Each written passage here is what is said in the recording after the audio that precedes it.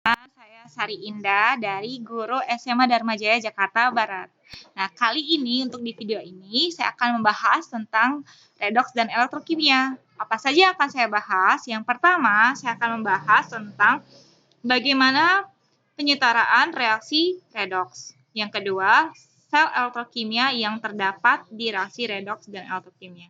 Yang ketiga, potensi elektroda standar dalam sel redoks dan elektrokimia. Yang keempat, beberapa sel elektrokimia yang ada di dalam penggunaan konsep redoks dan elektrokimia. Yang kelima, kita juga akan membahas bagaimana korosi itu bisa terjadi.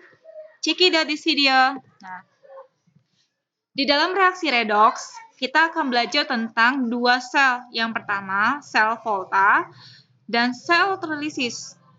Di dalam kedua sel tersebut terdapat dua kutub, kutub katode dan kutub anode.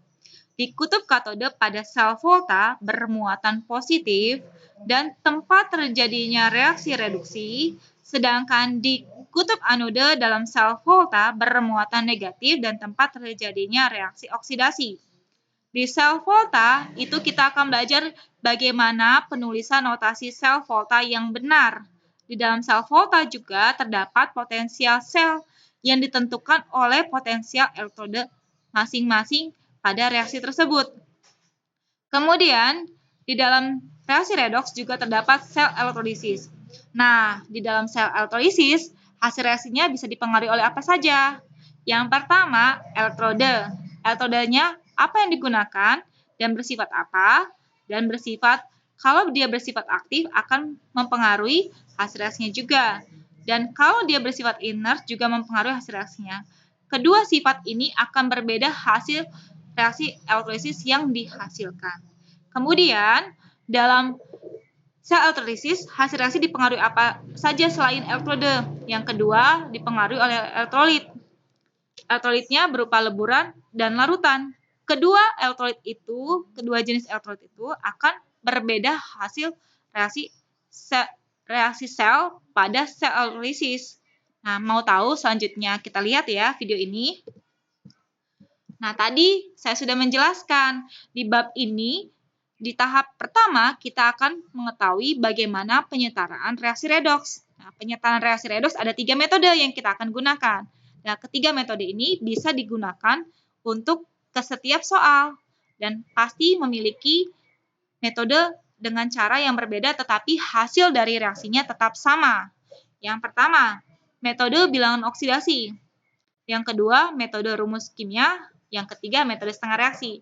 Nah, ketiga metode ini kita akan pelajari. Lihat selanjutnya video ini. Nah, berikutnya saya akan menjelaskan dengan cara metode bilangan oksidasi. Nah, di dalam bilangan oksidasi metode ini ada beberapa tahap yang akan kita kenakan. Yang pertama, kita harus menentukan dulu. Tentukan bilangan oksidasi atom-atom yang terlibat dalam reaksi. Kemudian, tuliskan rumus kimia dari zat yang terdapat atom yang berubah bilangan oksidasinya. Contoh. Nah, contohnya misalkan ada ion permanganat.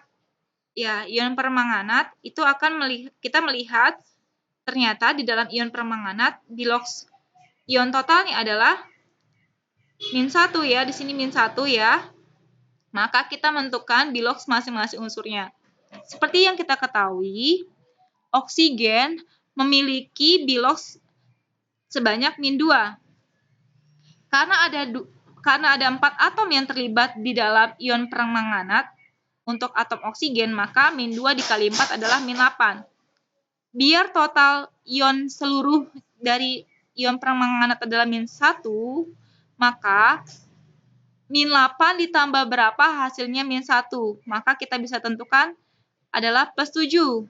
Nah, maka bisa kita katakan bahwa ion manganat sendiri di sini adalah biloksnya +7. Dalam reaksi ini sudah kita tentukan adalah unsur Cl-, maka biloks Cl- adalah -1. Apabila terdapat ion H+ dan senyawa H2 dalam soal, ini nanti tidak perlu kita tuliskan dahulu biloks pada unsur atau ion tersebut. Nah, yang kita perhatikan adalah hasil reaksinya. Nah, di dalam soal ini telah ditentukan hasil reaksinya, yaitu ion manganat 2 dengan gas Cl2. Maka di sini kita bisa tentukan biloxnya mangat 2 adalah sini plus 2. Nah, untuk Cl2 sendiri adalah unsur bebas. Seperti yang kita ketahui di kelas 10, kalau unsur bebas memiliki bilox unsur bebas adalah 0 ya. Unsur bebas kita ketahui adalah 0 biloxnya. Unsur bebas itu biloxnya 0 ya. Maka kita tuliskan di bawah biloxnya 0.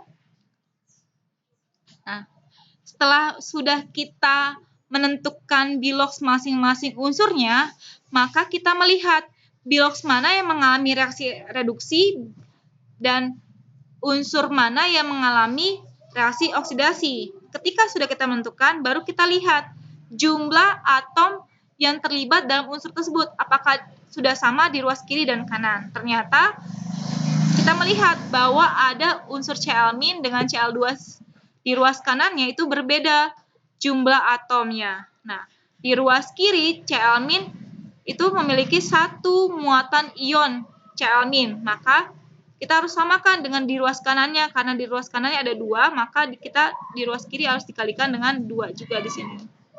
Nah, maka biloxnya akan mengalami perubahan, yaitu min 2. Maka kita tulis di sini adalah min 2. Lalu kita bisa menentukan mana reaksi reduksi, yang mana reaksi oksidasi. Nah, kita lihat di sini Mn plus 7 dengan Mn plus 2. Itu adalah reaksi apa? Kita ketahui adalah reaksi reduksi. Reduksi sebanyak berapa elektron? 5 elektron. Ya, benar 5 elektron.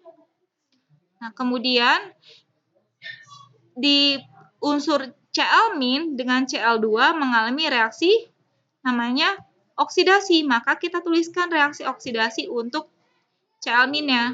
Kita bedakan. Dia mengalami reaksi oksidasi sebanyak 2 elektron. Nah, karena elektron yang terlibat itu berbeda antara reaksi reduksi dan oksidasi, maka kita setarakan dahulu. Setarakan dahulu untuk jumlah elektron yang terlibat pada reaksi tersebut. Maka kita bisa kalikan, kita tentukan adalah ini untuk reaksi reduksi kita kalikan dengan 2. Untuk reaksi oksidasinya kita kalikan 5.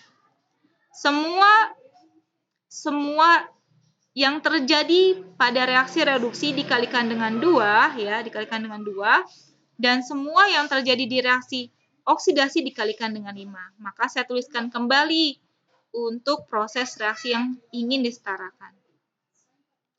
Ya, kemudian saya tuliskan kembali sini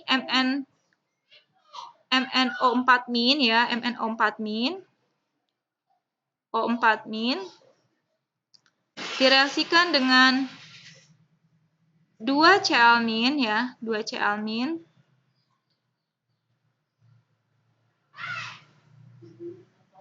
menghasilkan Mn2 plus ya, dan Cl2. Nah, kemudian di sini tadi plus 7, sini plus 2,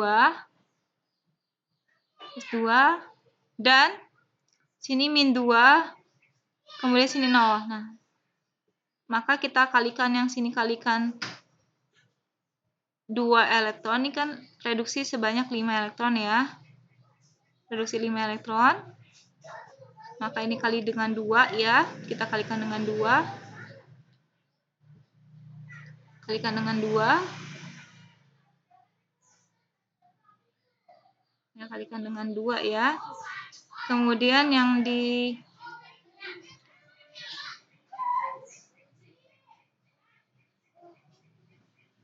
kalikan dengan 2 ini. Untuk yang Cl-nya kita kalikan dengan 5, dia setara. oksidasi sebanyak 2 elektron, tapi dikalikan dengan 5. Biar jumlah elektron yang terlibat itu sama. 5 ya, kemudian nah, maka seluruhnya saya akan tuliskan kembali. Jadi untuk reaksi ini akan menghasilkan, ya, saya tuliskan kembali,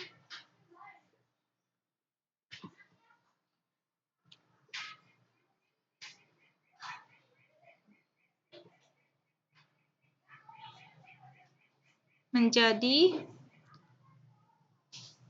sampingnya 2 MnO4-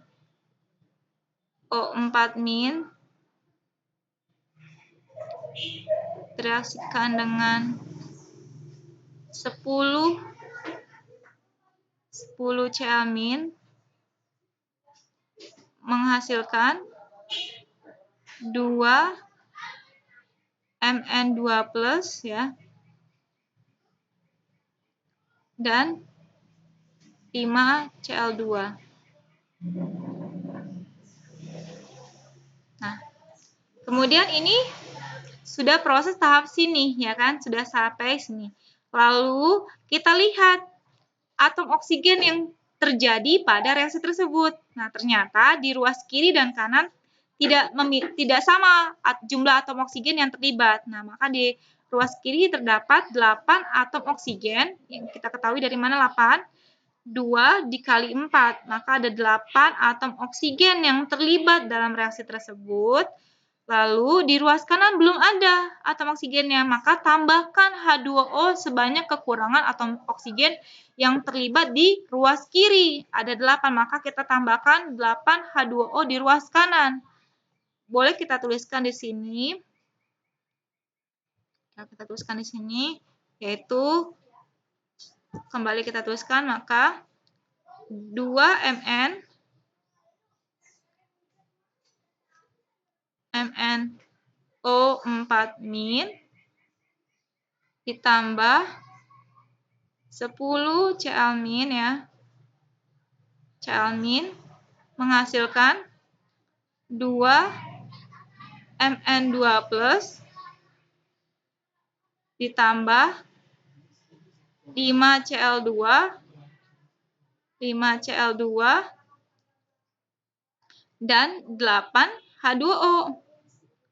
Ya kan? Nah,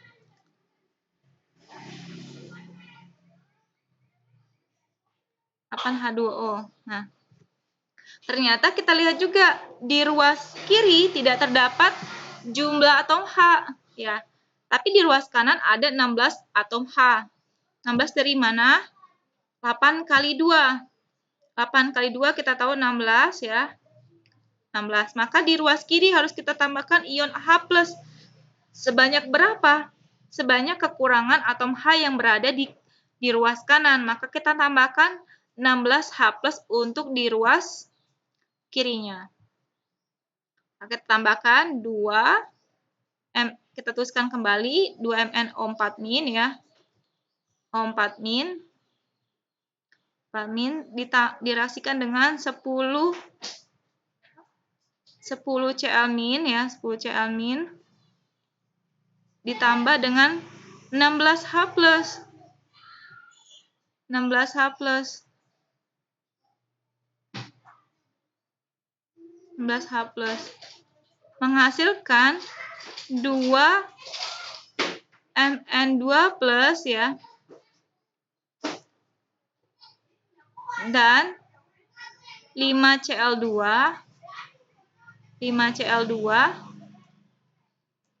dan 8 H2O. Nah, maka ini sudah kita tahu. Inilah reaksi yang sudah hasilnya.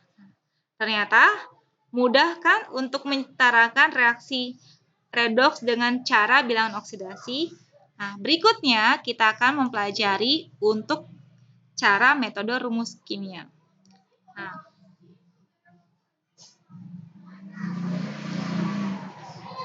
ini adalah reaksi yang sudah terlibat di dalam reaksi ini. Oke. Nah, kalau reaksi rumus kimia kita bisa simak untuk next video. Terima kasih. Salam sejahtera buat kita semua. Check it out. Bye. Terima kasih buat semuanya. Simak ya video selanjutnya dari saya. Terima kasih.